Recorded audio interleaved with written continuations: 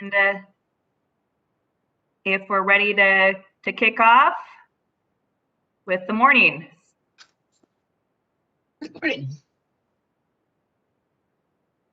I think everybody's still here. The first, let me share the screen.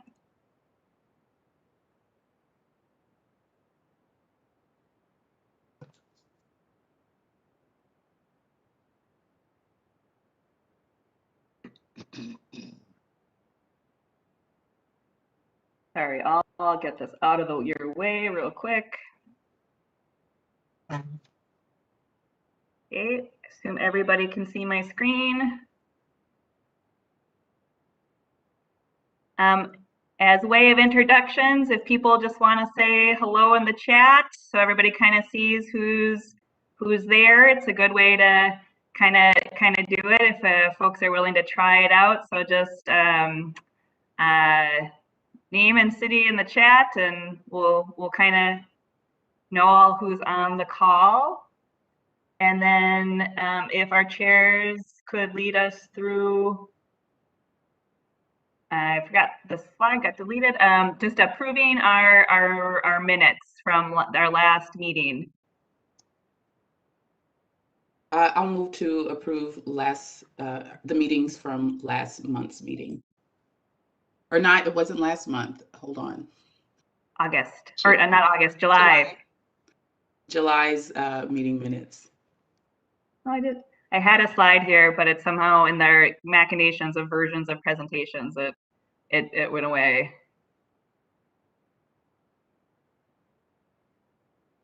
Can anybody second or move the minutes that Felicia put out there? I'll second.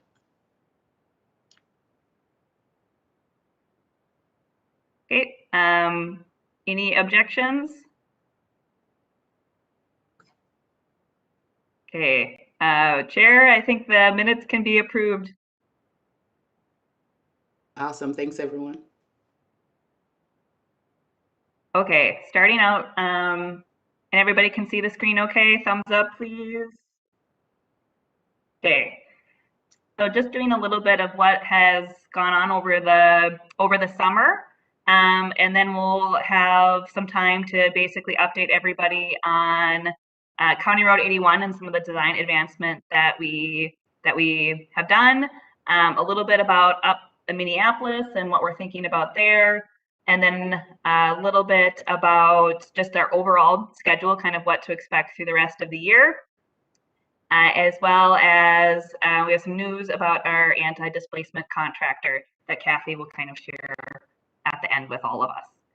So to get started, in July and August, we really started to introduce some new material for the project. So one was the station study areas, actually placing the stations along the line so we could start talking about those areas, as well as providing some visualizations of how LRT could fit within the community. Some areas had a little bit more detail, some had less. It was all a process to work through. And so we started talking to the community about it. Many of you were part of that and helped us hear from folks. But kind of overall, we had about 45 events, including the 8 open houses. There was also pop-up events, attendance at community festivals, collaboration with cohort members, just general stakeholder check-ins. And I also like to include that, there's also all this informal activity that happens, people popping in to talk to folks, door knocking, just trying to get hold of folks and just make those connections. So if you add the informal stuff, that 45 number would go up. Looking at all the events, there was over 2,000 points of contact with the public over July and August. And the interactive map, which we kind of encourage people to post on, had over 200 comments. And if you're interested in going and checking it out, one of the cool things is just people kind of replied to each other as well. So you had some conversation happening on those maps. When we go to the station study bubbles, obviously for kind of our northern part of the line, some of the stations have been the same for quite some time. So this kind of having this image focus a little bit more on our southern end. And I would say for the most part, we got concurrence that the station study areas seem to be about the right place. there was a lot of discussion in our comments about exactly where you would place stations. And in Minneapolis in particular, there's some discussion of, could you have some tighter station spacing in some places, particularly along West Broadway is where those comments were often directed. In terms of the visualizations and the conversation that spurred, just want to kind of highlight a few things in each community. And obviously, as I'm going through this, if there's anything from your particular community that you want to make sure is captured, please speak up as well. We will be putting together a full kind of engagement report summarizing those couple months, which should be ready in October. And to the question in the chat, the interactive map is still open. It allows people to place comments about issues and opportunities, kind of that framework that we've had for quite some time. We did kind of pull comments about the station area so that we could advance the work and kind of review all of that. But the map will continue to be open. And as we update the committee over the next couple months, we'll also update the map so that they reflect the most recent work. And so with that too, kind of to the what did the visualization spur? So in Brooklyn Park, things up there really haven't changed, but it's been maybe a few years since folks discussed with us, like, why did we put a park and ride at Oak Grove but not 93rd? How did that work? What was the process with that? So just kind of looking at that and talking about that. And Crystal, it's obviously the roadway design and our lanes, 6 versus 4, that kind of stuff that people asked a lot about, and then pedestrian connections and safety to the station. It was in 2015 a big question and continues to be. So obviously the project staff know that it needs to be part of our focus of design as we move forward. And Robbinsdale, there was a kind of starting out with connections. People wanted to talk about connections to downtown Robbinsdale, as well as North Memorial Hospital, who's represented well with us today. And some of the similar things, you have County Road 81, it's a bigger street, it's a busier street, pedestrian safety, does traffic still really flow, wanting to know more about that. What does LIT do to community cohesion? And so talking about, how LIT flows with traffic and how you could make safer pedestrian crossings and all that kind of stuff. In Minneapolis, as many of you were part of, even at the committee meeting, the visualizations help answer questions, but they more or less led to more questions, right? Let's talk about turn lanes and station placement. Lowry in particular got a lot of questions about the bike accommodations and how that would all work. General pedestrian crossing, especially at non-signalized intersections. And then kind of this direct and indirect displacement we continue to hear is something that in the city of Minneapolis, folks want us to continue to talk about and put kind of as part of all what we do, both in terms of construction and then long term. So that is kind of a very high level summary of what kind of came out of all of that. And so now I'm going to turn it over to Nick, because as we've had these conversations, we've also begun to advance our engineering, and then we have a few updates on that front. Well, good morning, everybody. I'm Nick Landwehr, and I'm the Metro Transit engineering lead for the project. If you don't know me, but again, we want to just do an update along the corridor, focusing here on County Road 81 and some of the developments on concepts that we put together that we've been talking with our partners and with the public on. So next slide, please. I want to start out here down in Robbinsdale, and I see North Memorial is on the call here also. But we've had discussions with the city, with North Memorial, with the community out there, and we've brought forward a few concepts that show how we get from Minneapolis, whether it's Lowry Avenue or West Broadway, and onto County Road 81 in this area. And also what we have here is some visualizations or some graphics that show how an alignment through here could connect a destination at North Memorial that would serve both the hospital for their patients and and staff, as well as the neighborhoods around it. So what we're looking at here, and we will have some visualizations to go along with these too, but these are just a few concept drawings that show some of the different options that we could have along here. So this is option one. This is coming from West Broadway. And it shows on the left-hand side, center running up West Broadway, coming between the new bridges that are being constructed at this time. And then as we get a little bit farther to the north, we show a connection to the North Memorial, to the parking structure in that location. So that's a little bit more detailed. What you see on the left or right-hand side of the screen here, that's a picture, a graphic looking from just south or just north of Abbott Avenue, looking to the south, showing a station location in that area, just to the south side of Abbott, and center station platform. This would be elevated in this concept that we're looking at, and having a connection the to the hospital parking and parking garage here that would connect to the hospital campus itself. What's not showing, these are really conceptual. There's still a lot of cleanup and work that we need to do to these, but this would also, what's not really shown or clear here on this is we need a vertical circulation to come down, and that would be more in that Abbott Avenue area, so we could connect the neighborhoods and folks to grade at this location. So next slide, please. Another option we had here is that we've reviewed with the public also, or with our partners, is a West Broadway. As we're coming down Sun Running West Broadway, this option helps us maybe get a little bit closer to the campus and more towards the south end of that campus, and offers a better opportunity to connect to the Minneapolis Park Board Grand Rounds area, to that Oak Grove area, and have a station that could come down here. The previous option, we were issues with grades and having elevations that come over the bridges that really push that station more towards Abbott Avenue.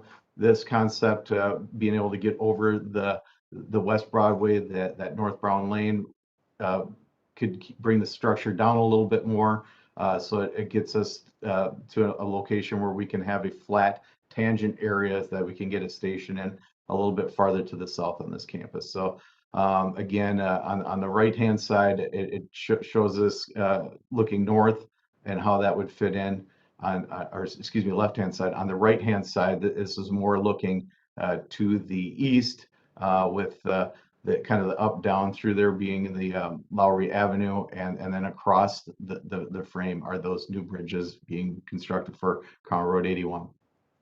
Next slide. Third option that we have here, or this is more of the Lowry option here. So as how could we come off of Lowry Avenue and connect onto 81 here? So as we look at the left-hand side of the screen, it shows coming off Lowry Avenue onto a structure that brings us over that northbound lane of 81, back into a center running mode on 81, and on the right-hand side, that's just more of a view looking to the north there, with the campus just to the north of us, and how it would connect to the campus in this location. So next slide, and I think this is going to take us to the video. So we're going to take a look at a few video concepts. These are really for looking at how everything fits within context. There's a lot of work. There's not a lot of detail to these, although these look really good to see how our concepts would fit in there. And I think we need to bring that in a little bit. Sophia, the view is not showing, it's just a partial view right now. Yes, let me try to restart it. It froze. Usually it opens on the other screen, but of course it didn't do what I set up. So as we look at technology. Yeah, so as Sophia's bringing it up again, these videos are just meant to so people can see from different angles and conceptualize how it fits within there, and it's a good graphic to be able to share. Again, these are very conceptual. They're not detailed design. So take them for what they are as a tool to look at massing as we're evaluating it. So as always with technology, we struggle a little bit, but we'll get it to work here. Try one more time. And we do have the graphics, these videos available for all three of the options that we looked at, both the Lowry and the two options that we showed on West Broadway. Maybe try to open a different one besides Lowry first.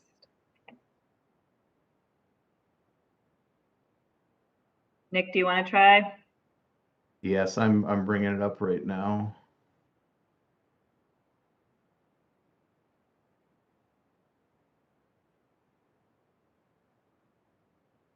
See if I can share it here.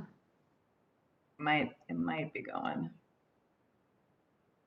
There we go. Can you still see my screen? I see a black screen. There we go.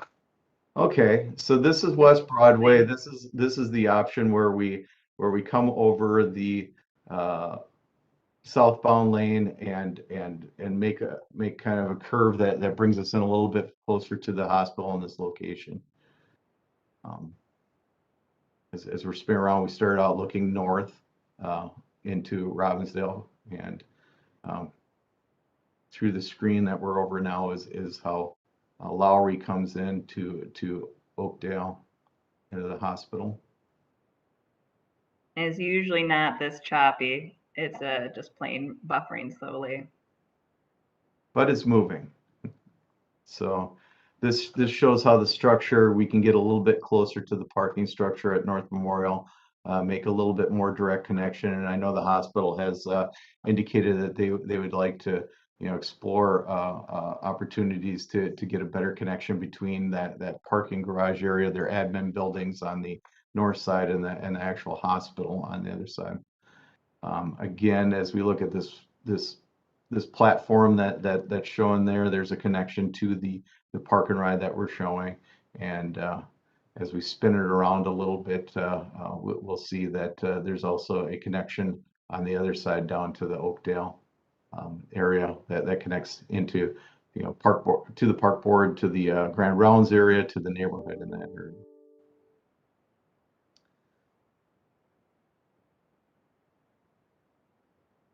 One of the key issues that we're having in this area is, and why we're elevated, is just the narrowness here with the important frontage road that goes near the ramp here that serves the hospital. It serves their deliveries, and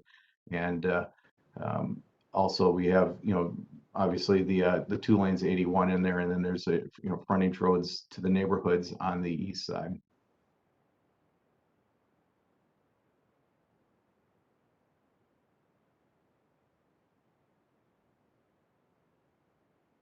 I'll let it do its thing for a second, and then we'll get the next video up.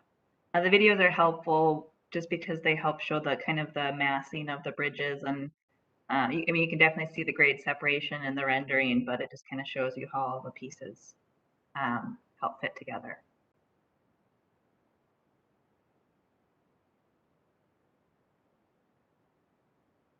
Okay, we'll see if we can get the next one going. Yes. Do the other West Broadway one, see if it'll do its thing.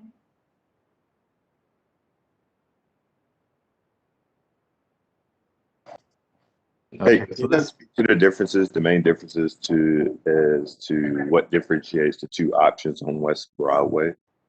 Okay, the main difference, okay, I think the main difference is the one we're looking at now. We're center running coming up West Broadway.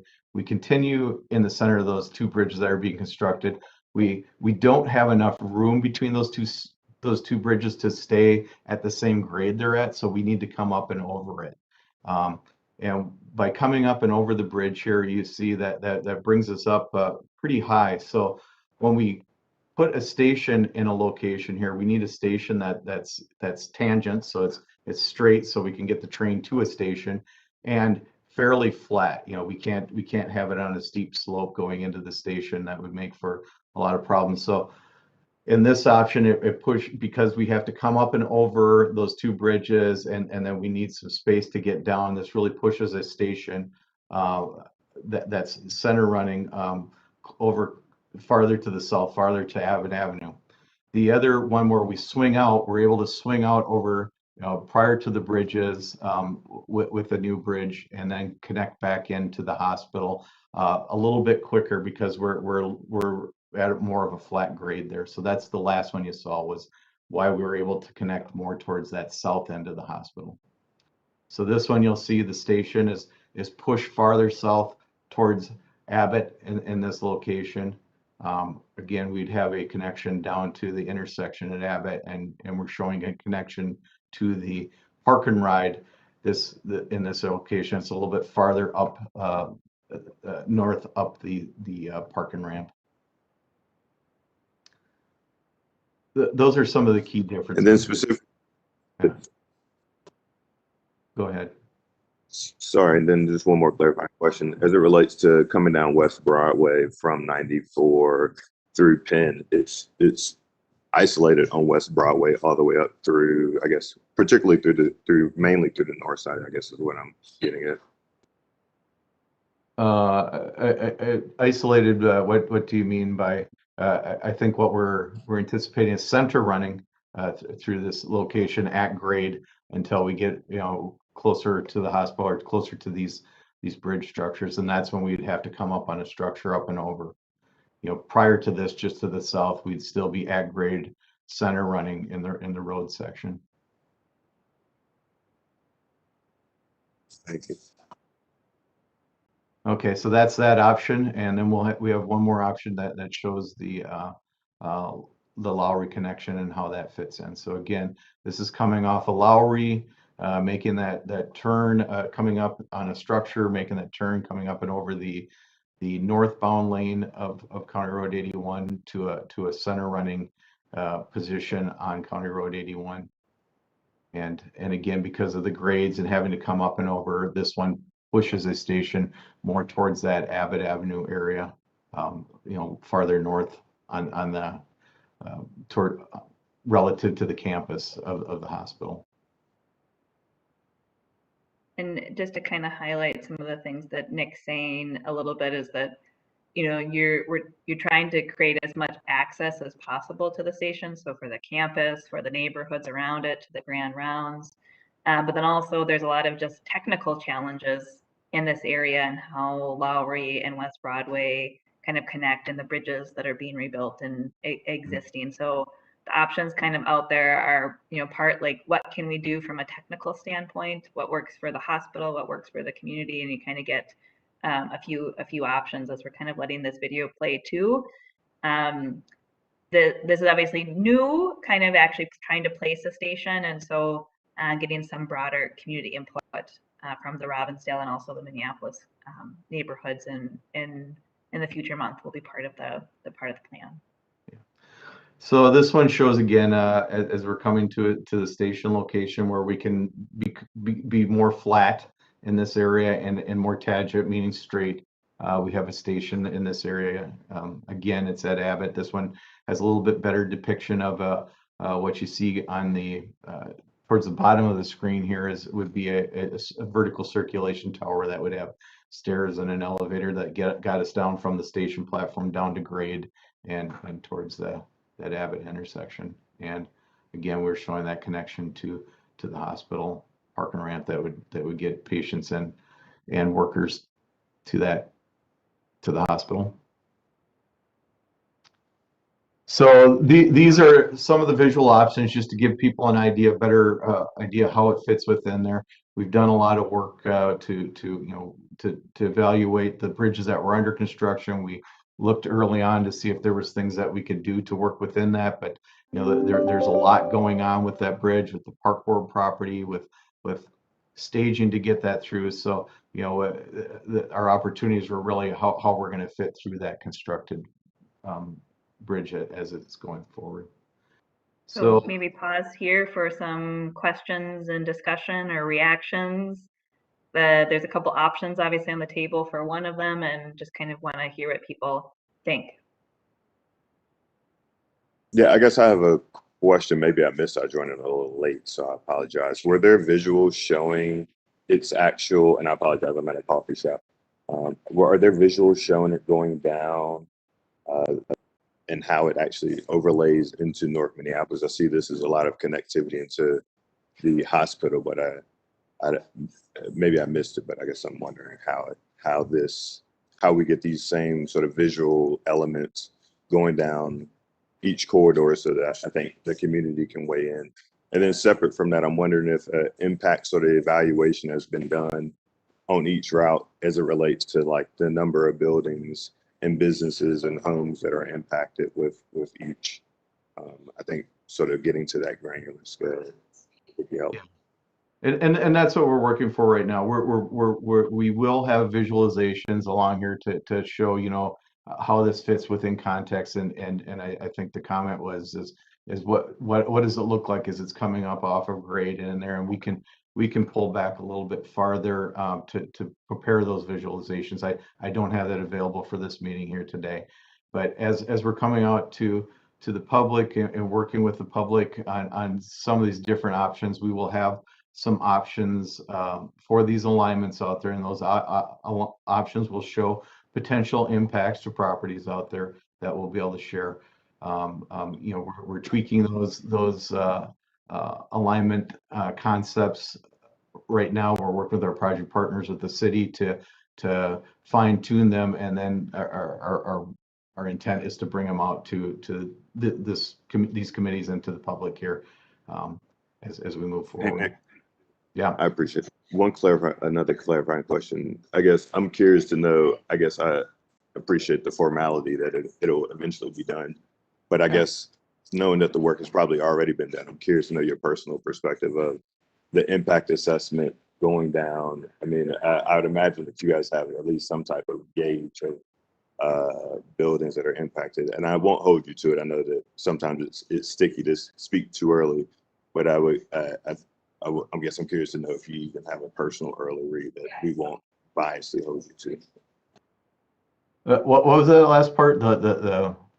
I guess we won't hold you to it. I know over speaking, you know, it's not been formalized that what properties will be impacted for sure, but I don't know. I think my assumption is that you guys have been doing this work for a while, so you have a pretty good guess of what, or an assessment already internally of what that might be. So I'm curious to know, like, what an early read looks like from your perspective of impacted properties. Are you seeing a trend that more properties are impacted going down West Broadway? Are you seeing a trend that that it's more likely that more properties are impacted going down Lowry? I'm curious to know what early reads you might have. Well, Dan's I gonna guess take this one. Yeah. Well, I'm going to talk a little bit about that when we get to the Minneapolis Yeah. piece. So if we just hold off for a few minutes, we got a Minneapolis update coming up, and we'll get back to that very question as we talk about the Minneapolis update, kind of the Lowry West Broadway issues.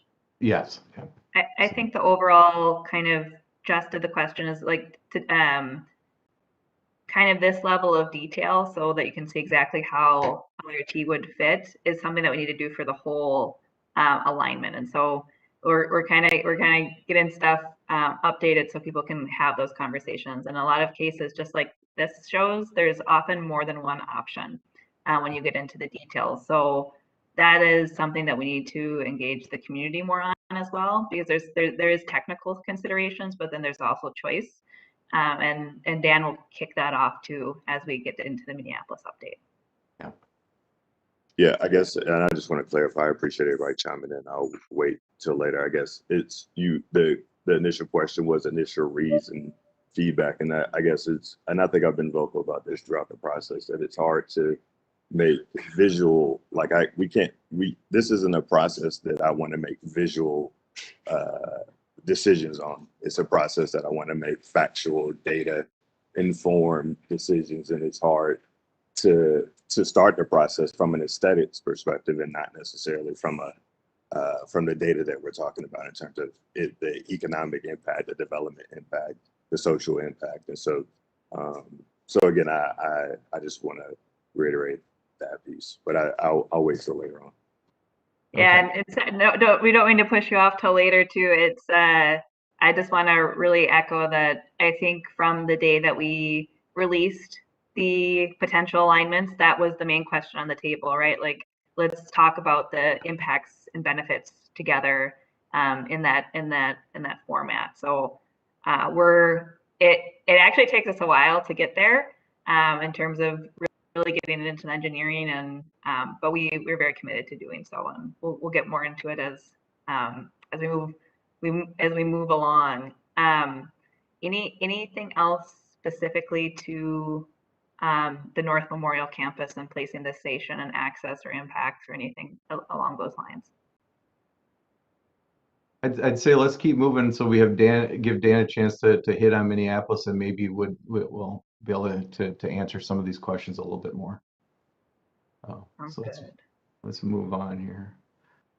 So as we move up the corridor, I think we've mentioned before that we've looked at County Road 81 as particularly when we get north of Highway 100 up to up to just north of the 694 interchange area.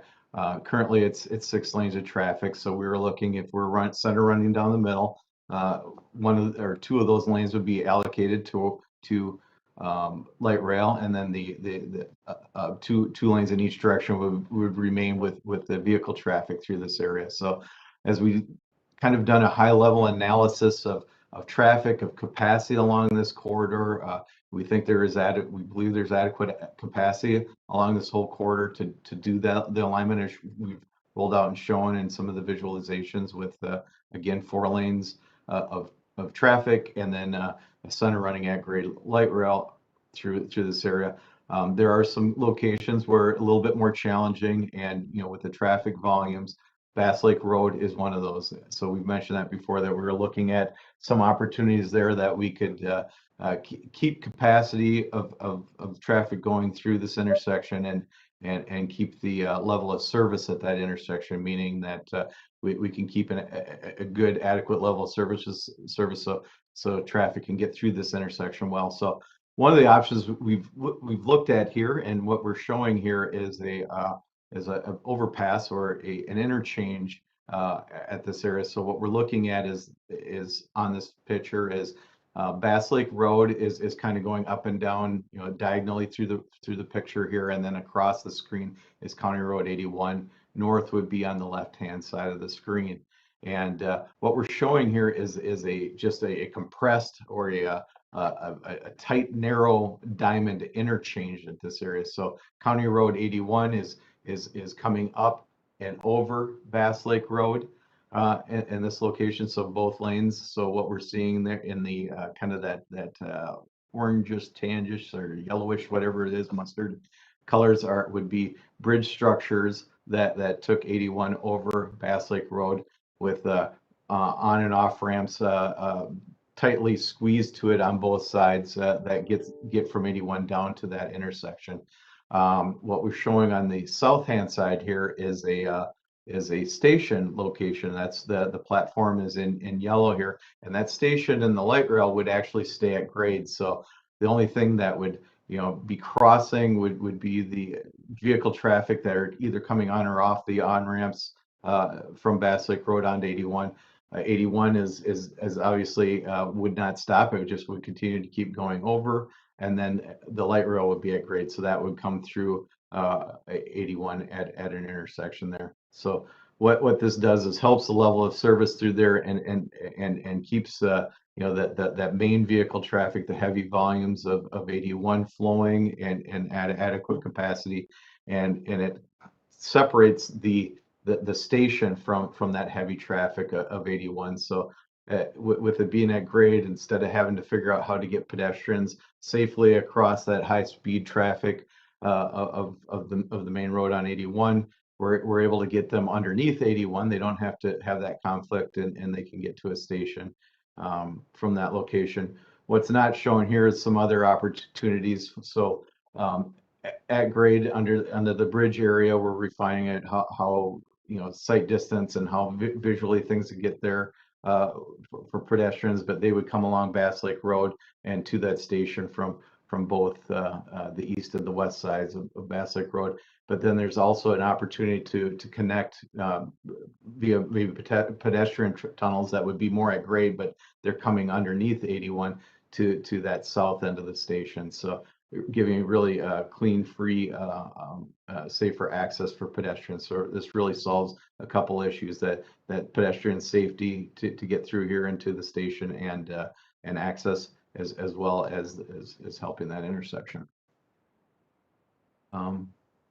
Any questions on this, or we can keep moving forward? I have one quick question. And what are you providing in the way of disabled access to the station? There appears to be an awful lot of walking involved to get to and from.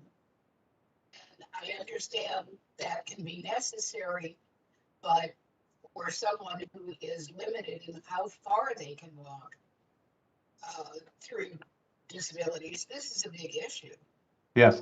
And we hear you. And one thing we're looking at, and it's not showing on this, is the potential for an at-grade park and ride, similar to where we had it before when the station was in the BNSF corridor. So kind of in that area over by the cell phone tower.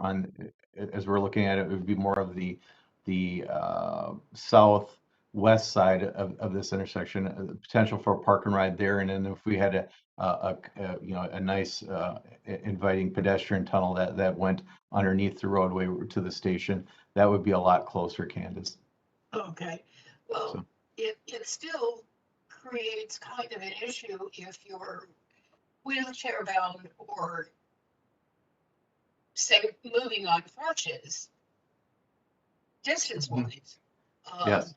And I just kind of keep pointing it out because it is a concern that going forward, how do you even get from your medical facility to the transit to get to the hospital to deal with walking through a park and ride there? Yes. And that's my point. Yeah, and those are good points, and we will take those to heart as we're furthering. These again are concept designs, and as we jump into the final design, those are definitely key factors that we'll be looking at. The ease of access, the safety of access to all of these facilities. Well, thank you. It's just a really important issue. Why don't we move on, Sophia? Another issue here with Crystal is the Crystal Airport. Actually, before we had a permit for a project as we were in the BNSF corridor. Now we're sliding about 90, 100 feet to the east, closer to the Crystal Airport. We have ongoing coordination with both the Federal Aviation Administration and with the Metropolitan Airports Commission about what those impacts are going to be and making sure that we're coordinating this work. So this map just shows in the blue line was the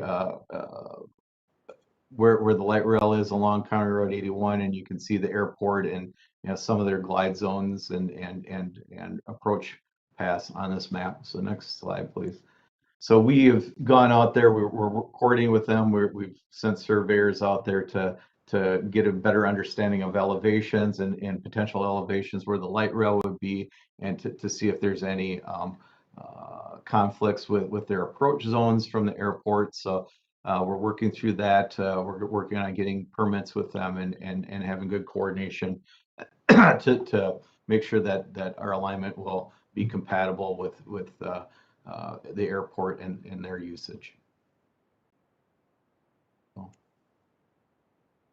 I will move on from there, Sophia. So to further the conversation here, we do have some upcoming community meetings here in Crystal. On September 29th, we will have an open house here to meet with the public to discuss some of the options and some concepts that we have here and get feedback and weigh in from them. And we're also working on having an open house here in the October timeframe with Robbinsdale to do the same thing, to have that dialogue with the community and look at our options and concepts that we have available.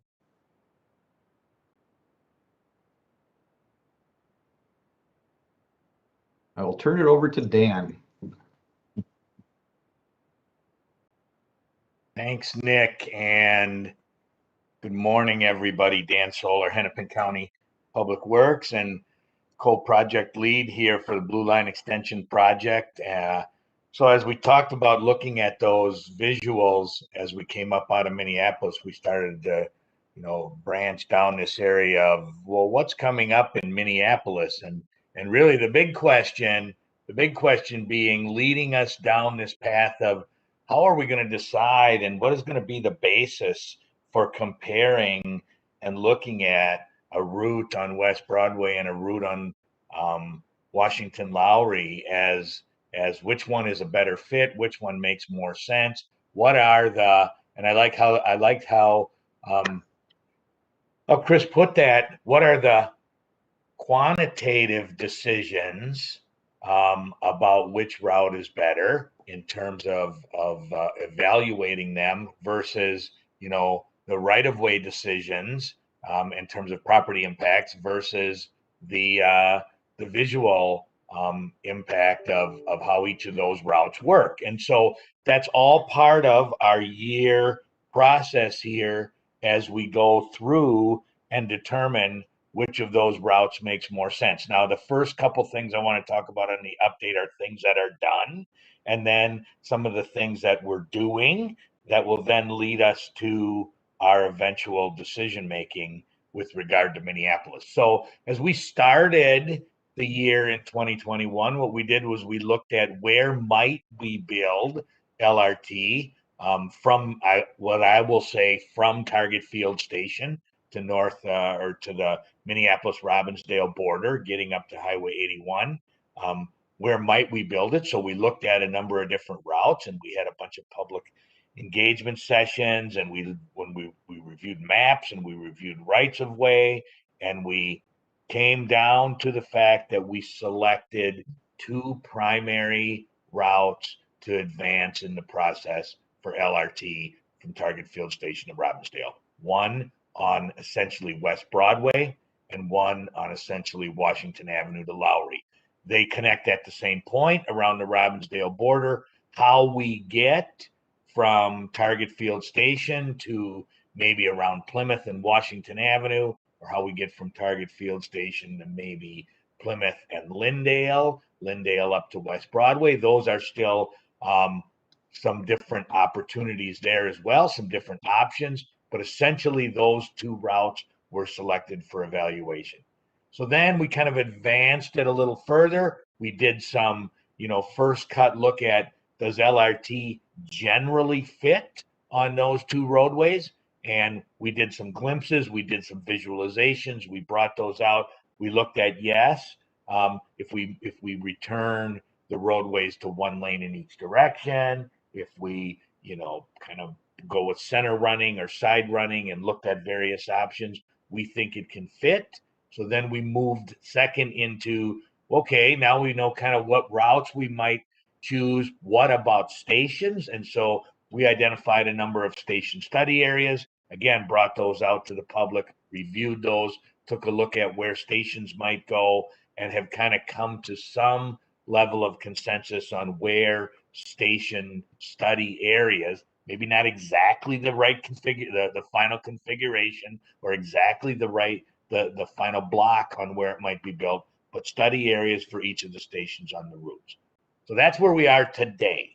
So what we're doing now, as we're pulling this forward, is we're finalizing and establishing evaluation criteria that we will use to evaluate Broadway versus Lowry.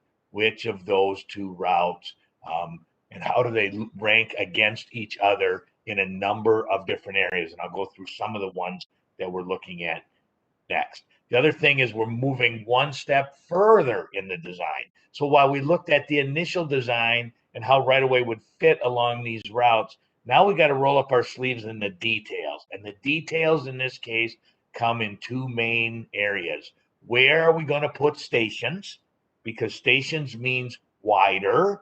And when we talk about wider areas for stations, that means it's going to have impacts on one or both sides of these routes in terms of right-of-way needs. And the same for turn lanes. We have to have separate left turn lanes when we have LRT running.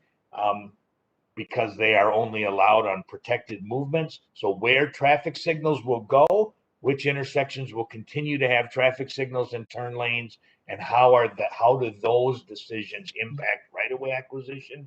Though that design detail is also what we're doing right now as we get ready to roll this piece out going forward. So with regard to examples of things that'll be considered in the evaluation process, and we touched on a little bit of these earlier. What are the impacts to land use? And we'll start to put maps together that show, this is one similar, this is an example that you see on the screen that shows the types of land use along each route and near the station study areas. Which of these has more residential, which has more commercial, which has more mixed use, which would be better served from a land use standpoint with an LRT route. That goes towards um, current land use, potential future economic development, potential future changes that might happen from a land use standpoint. Equity considerations, which of these routes better serves and will better produce equity in the region? Where are there more households that are in need of transit service? Where are there more households that are in need of the kind of economic development that this project can provide? Providing equity, those will be measures that we'll look at. We've got maps that show various elements of that we can compare. On community demographics, similar. Where are there single car households? Where are there more transit dependent households? What about household income? Where can we make the best advantage in serving based on community demographics? Parking, traffic and parking information as well. We've done some work around what are the traffic volumes, what are the turn movements. If we go to a single lane, where is there more traffic impact, less traffic impact? Where can we mitigate it? How do we continue to move vehicles, people, transit, pedestrians, bikes through these corridors? And then parking is one, obviously, we've talked about a lot. We've done some parking study work.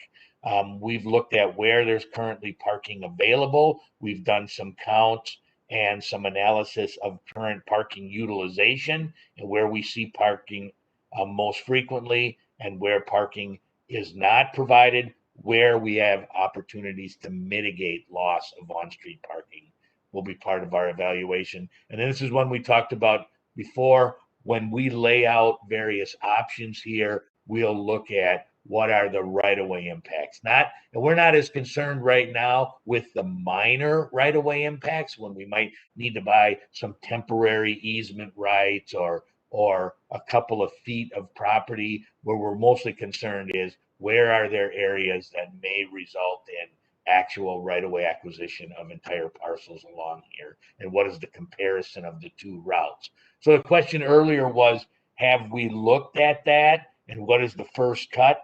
It's kind of varied along here. I mean, obviously there's plenty of right-of-way along Washington Avenue for right-of-way, so we're not yet seeing too many impacts there. Along Lowry and along West Broadway, it's tight. It's tighter in some areas, especially on West Broadway, where businesses are tight up against the property lines. But we've started to get, and we'll be presenting not one option, but several options that'll show choices in how we want to and where we want to place stations and where we'll put left turn lanes to kind of balance out where those impacts will be and let the community have some review. And we'll talk a little bit about our upcoming workshops here in a minute as well. A couple more things that are part of our considerations in the evaluation process are on the next slide. So again, which of these two routes would produce greater ridership numbers, which of these two routes would have better travel time. We looked at transit connections, and both of these routes have fairly significant transit connections because they connect to the C line, they connect to the D line, they would connect to anything built on I-94 and other local businesses as well.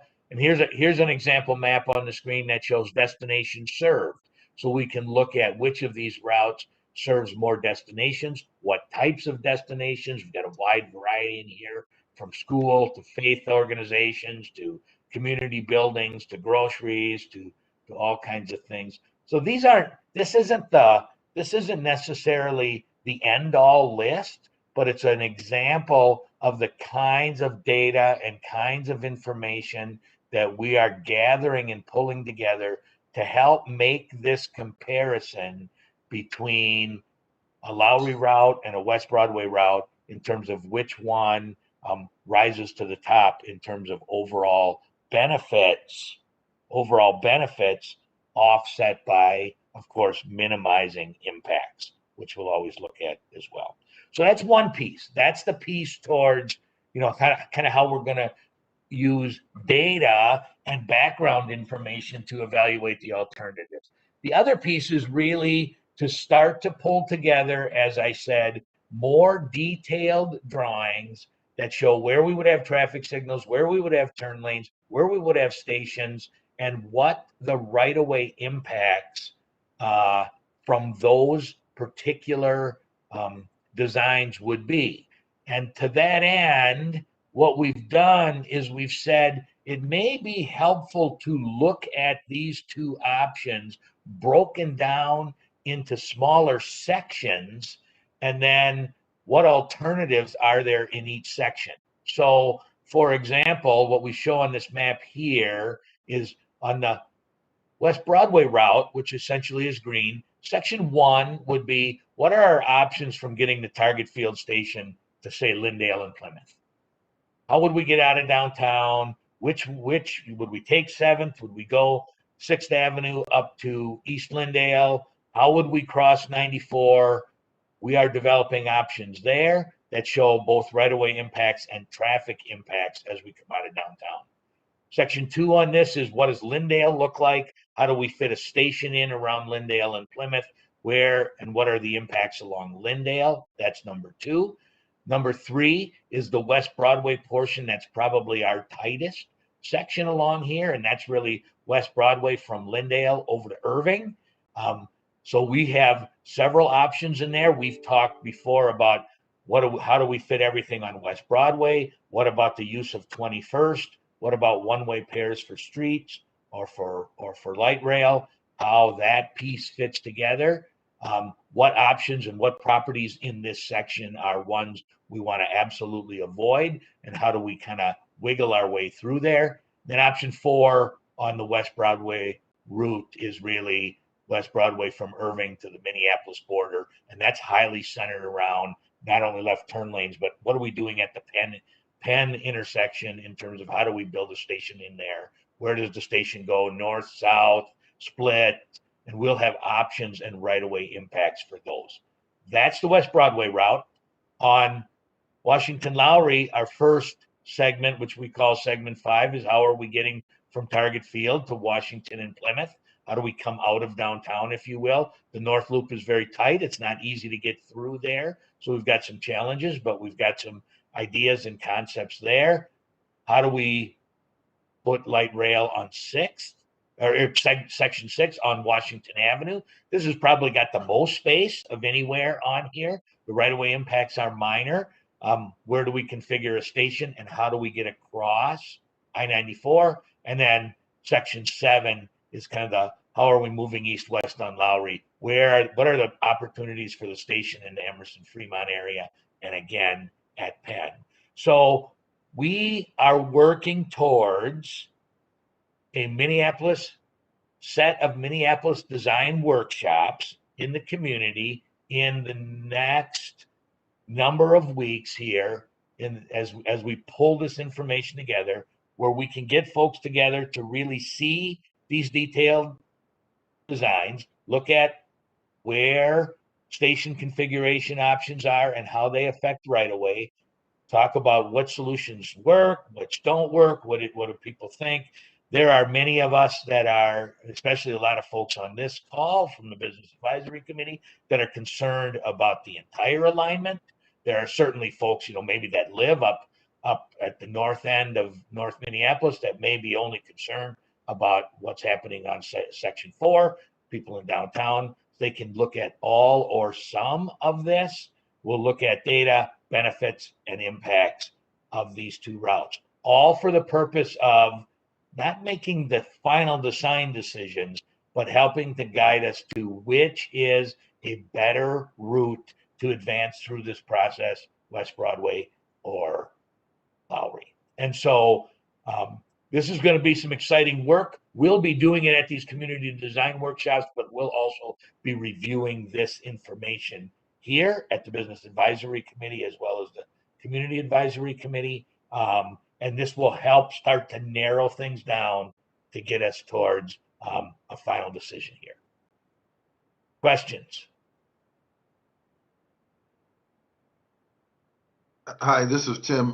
The question I have is regarding process. Is the city of Minneapolis included in these conversations, and what's their response to the various routes that you've displayed here today? And at what point will those city of Minneapolis planning department opinions be infused and distributed to the group?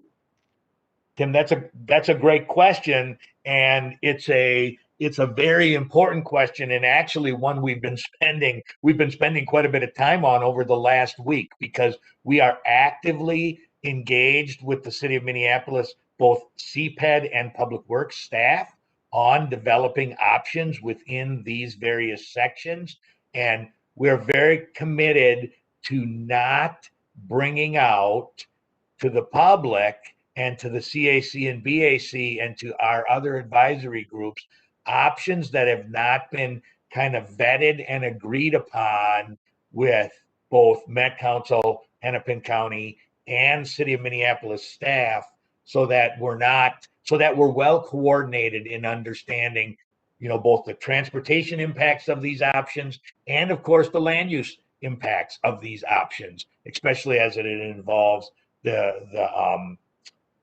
acquisition of potential right of way. And so in that case, we're very tied in, and one of the reasons we've been working on this a long time, but we're not absolutely ready to lay this out there, because we really want to ensure that we have that coordination in place with Minneapolis staff.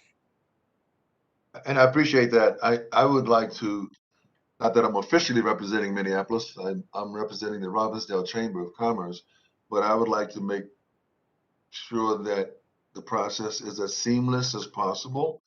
And in that vein, would it be prudent to include those on this committee representing Minneapolis to be included in those City of Minneapolis and Planning and Public Works meetings, so that we can have input, homogeneous input at the same time?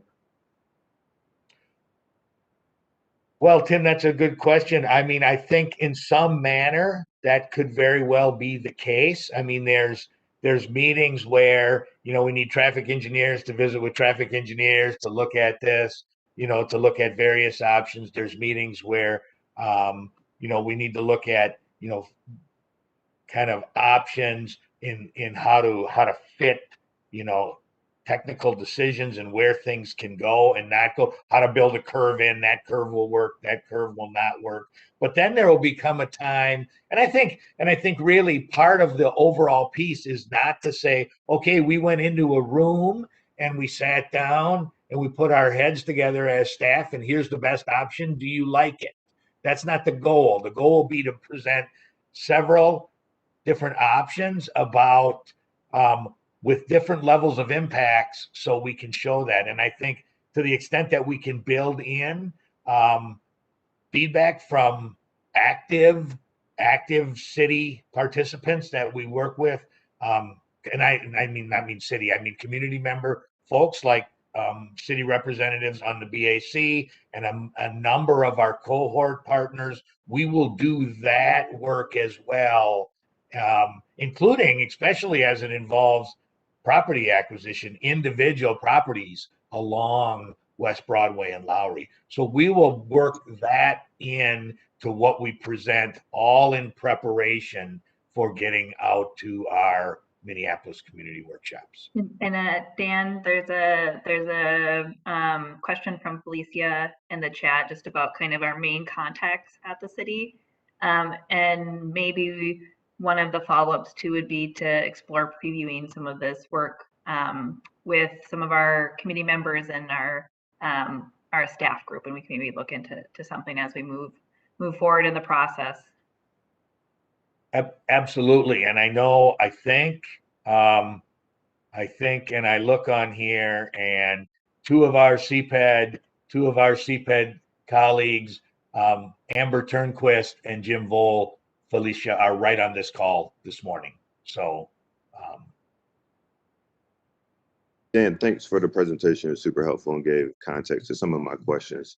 I think in hindsight, and not to be too critical of the process, but from a developer's lens and our work in community engagement, we like to sort of push our clients to start with the bad news first. And this process, while I understand sort of you guys' development process of, starting from and how it was laid out today, I think it, from a community engagement perspective, I think it's helpful from every end of it to start with the bad news of you mentioned going down 21st. I have a building on 21st that will be potentially impacted. There are other folks who on the call who have buildings on West Broadway and Lowry. And not to say that I'm on this call for my particular interest, but I think where I struggle from a process perspective to getting the most authentic community engagement process is starting with the bad news first, and how do we work back and forth together to get to a solve. Because when we start with that but we're starting with asking for input, it is hard to work backwards once you've sort of started down a path of, oh, I'm already emotionally connected because of these other reasons. So I don't know. I think I guess the feedback here is that there might be opportunity within you guys' process in future projects to bring some of this. And again, I don't have context of where we are in the full development calendar, so we might be on par. So I apologize if that is out of context, but again, just some feedback, not to be too critical. But the context of where we're headed, it sounds like we're going to get at a lot of information that I think will be helpful in evaluating some of the metrics that you laid out. Sure, thanks for those comments. I mean, as I go back to the start of the presentation, I think we've kind of tried to walk this process through with community to a pretty good degree so far, but now we're going to get to some tougher conversations. Right now, I mean, we wanted to explore with community what routes might be possible for LRT on the north side, and we did that. I mean, that's how we got to Lowry and West Broadway and kind of the map you see on the screen early on.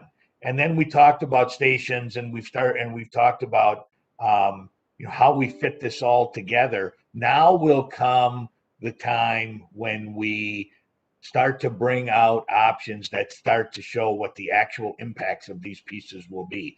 But it won't be, but we're not bringing it out. Again, I want to be very clear. We're not bringing it out as a final, we're bringing out based on the route selected, based on known information of intersections, and based on where we want to build stations. We'll start to lay options together here, and that'll really be how we compare and work with community on moving forward. So there's a lot of things around where's the best spot to impact adjacent properties to allow for future development along each of those routes. And that's a discussion we want to have to get it right, to make sure that what we are proposing here to advance that we've got the best options in front of us. So I'm thinking we're hopefully on task to continue this process positively. Thank you. And to just kind of highlight something I think Dan is saying too is that I know we've in discussions that we've had, everybody just kind of assumes we have it all cooked up already, and we've as a project staff been basically committed to bring out the information that we have when we have it, as soon as we have it. And there's some working machinations to happen, like, hey, you drew up this design, can the train actually do that?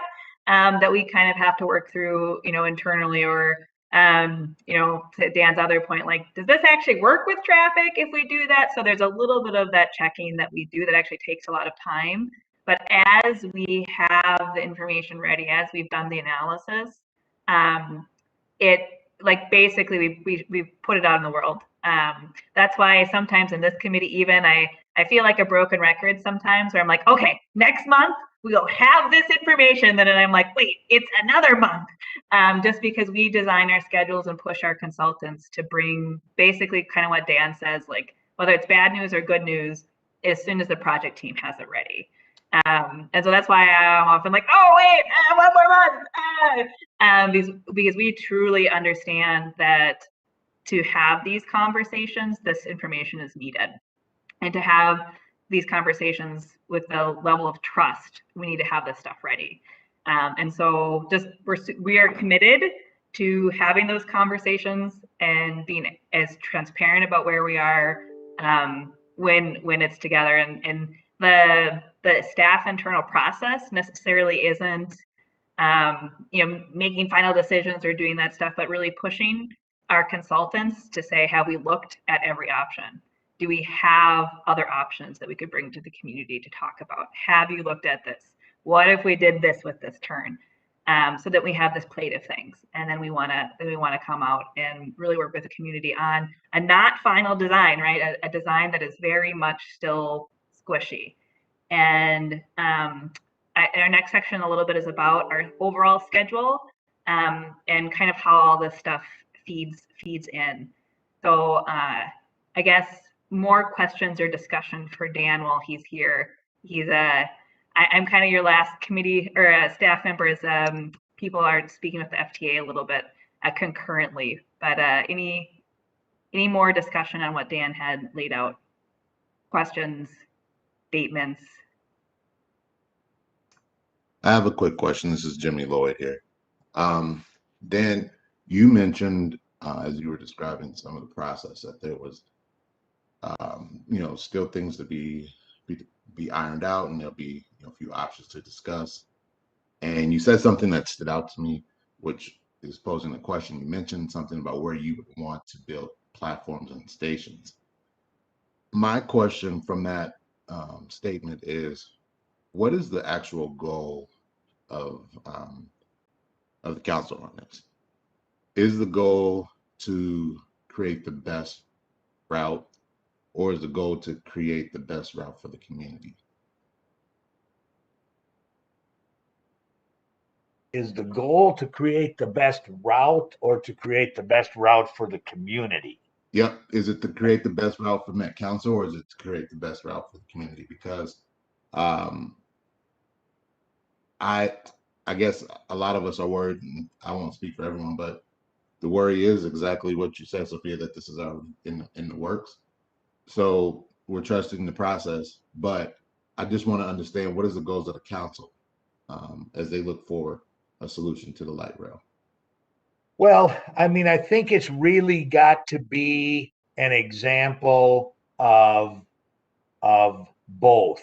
And we're facing this all along where we build this anywhere, is that if the best thing for the council was to build, something that went from A to B really fast and didn't serve the community, you could talk about building something on 94 or going around the north side. Remember, we looked at an option that went down 55 and up Highway 100, and it bypassed a lot of areas and had very little impact, and would have worked maybe to get, people from point A to point B quickly, but it didn't really serve the needs of where to build something. So we want to build, in this case, a light rail line that does, in fact, Met Council in Hennepin County's purpose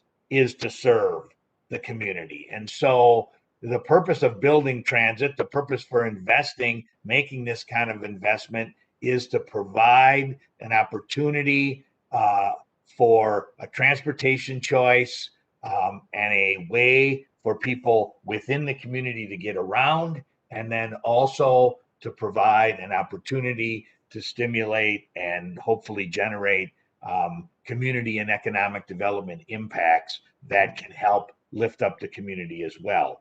So the decisions that we make sometimes have to be very tough.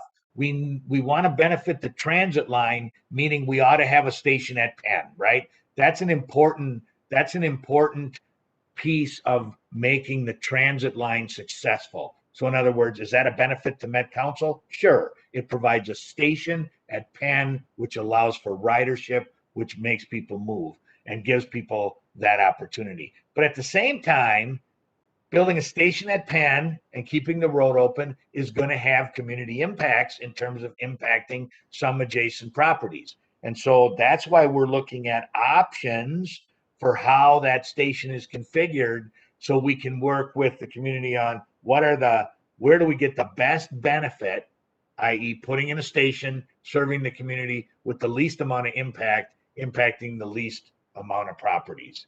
So hopefully I'm answering that question.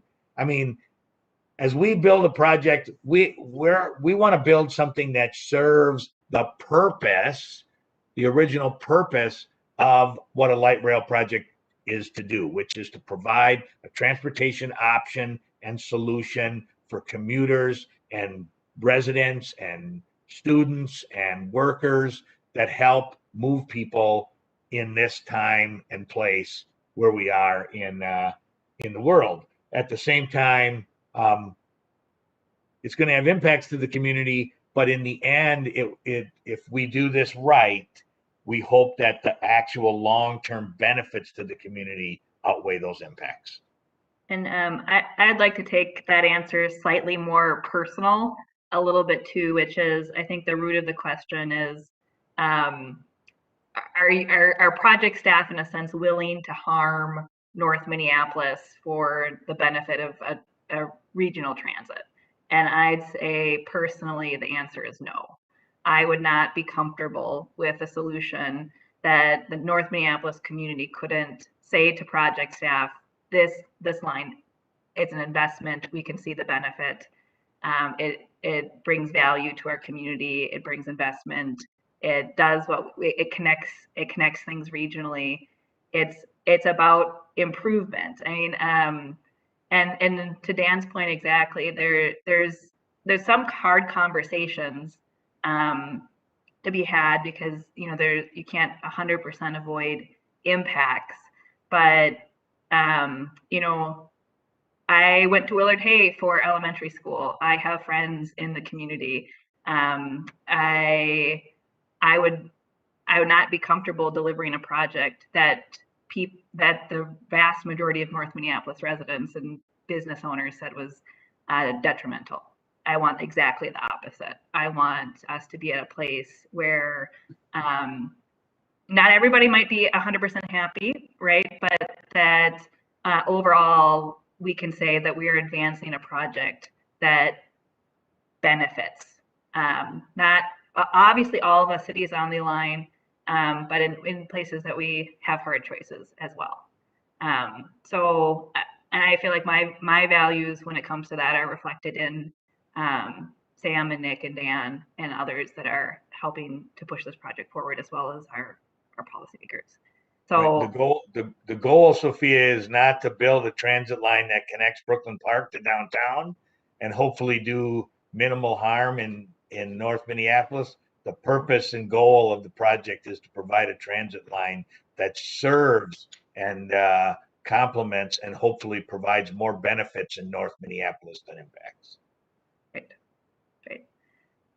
So there's hard things. That is the goal, and we need to work with all of you more closely as we get into these more detailed discussions to really balance all of that out, and have those discussions and work with you on some of our choices. And I think that's also why in the design of having community design workshops, and why they're called community design workshops, is where we have options. We really want to sit with our community experts, both in like a setting like this and with a broader group, and hash some of those things out, because we can, as project staff, we can bring the technical background of, this might provide more ridership. If we do this, it seems to minimize this. We have to do this curve for the train to be able to not fall off the tracks. But then it's with the community that we can really get into the details and start, weighing those to make an informed decision moving forward. I don't know if that helps, but I just want folks on the call to know that this isn't just a transit project for a lot of our staff. We also feel deeply about doing this right, and are trying to work towards that. Well, thanks everybody. I'm going to head over to the FTA meeting now, but we got a lot of exciting work coming up, and we're going to Sophia and her team will definitely take to heart the ideas of how do we engage with, our Minneapolis colleagues on all fronts as we engage with the staff to help kind of bring out the best of the entire community and what we're advancing. So thanks everybody. And as Dan bounces off and you just get stuck with me, I want to talk a little bit about kind of the project schedule as we get through the year a little bit, and to kind of key us out for the future. So again, kind of these fall community workshops, we committed after the March release of the reports. We heard from the community pretty strongly, hey, we don't want to just see this report and react to it. We want to be part of the development of what goes into this report. So we are basically committed to the communities and all the communities along the line that what goes into that draft report, that there's no surprises. So the fall community workshops, whether that's in Crystal, Robbinsdale, or Minneapolis, are intended to really bring out those major pieces of information that would go into those draft reports, and have the community weigh in, and really be a part in shaping those draft reports. So we anticipate the first draft in the December timeframe. So it will be the culmination basically of this past year's community engagement and technical work. There will be a 45-day official comment period associated with that, which then kind of gets us to mid to late January. The project team will then take all the official comments that we've received, and then actually come up and put forth the kind of formal recommendations of how we'd move this project forward. So recommending that final in the March timeframe of 2022 would recommend what route we would pursue, kind of key us off to start actually going down that official environmental path and further engineering, because the level of detail we'll get to by the end of this year is kind of that discussion of what are these major impacts, or what are these major benefits, how does it fit, kind of as we looked at the North Memorial visualizations. You saw that some of those bridges don't have piers yet, right? They're just kind of floating in space.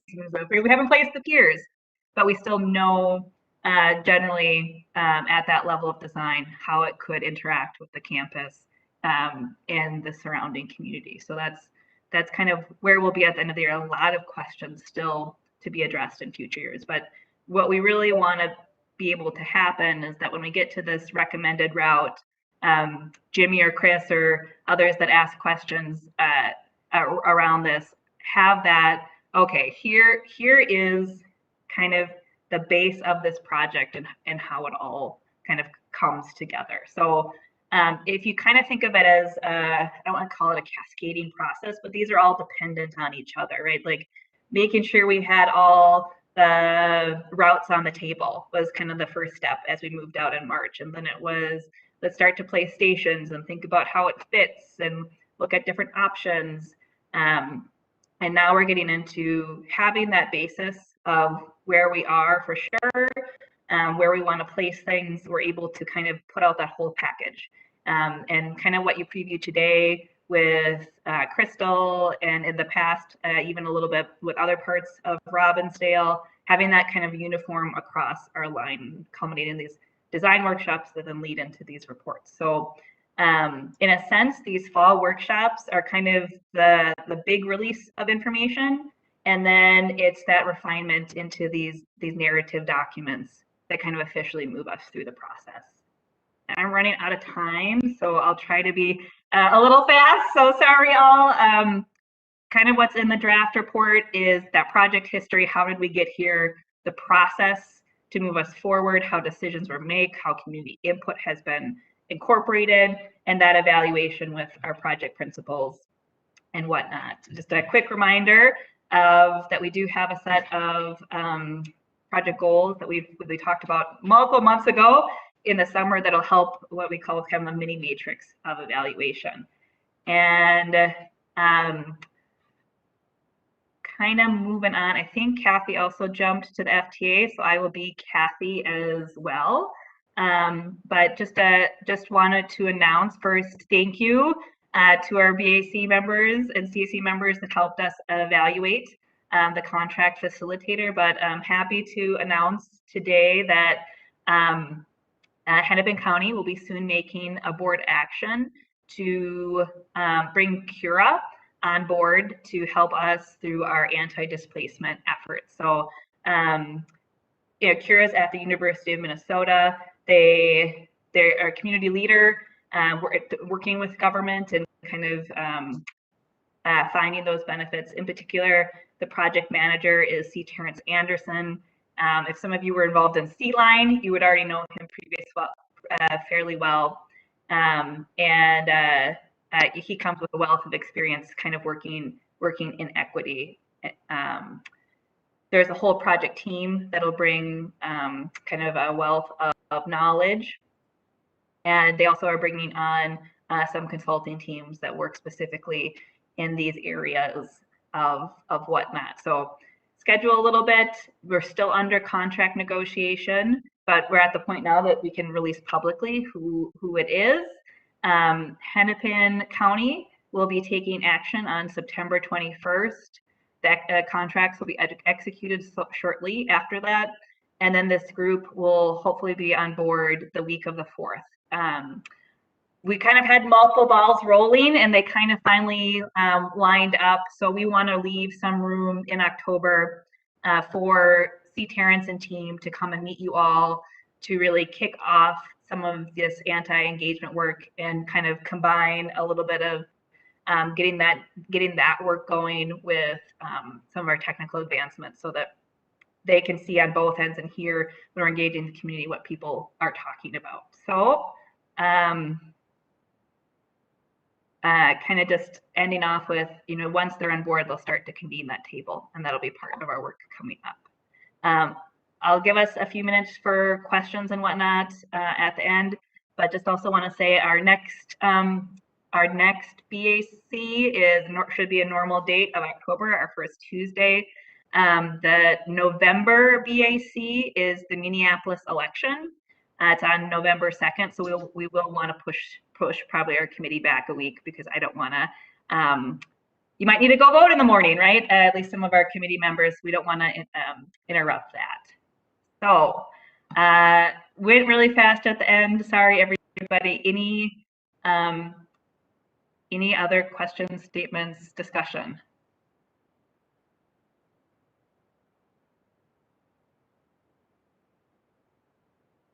Silence. Well, thanks for jumping on the call today, and we'll see you all next month. You know where to find us in the meantime. Thank you. Thank you. Thanks, everyone.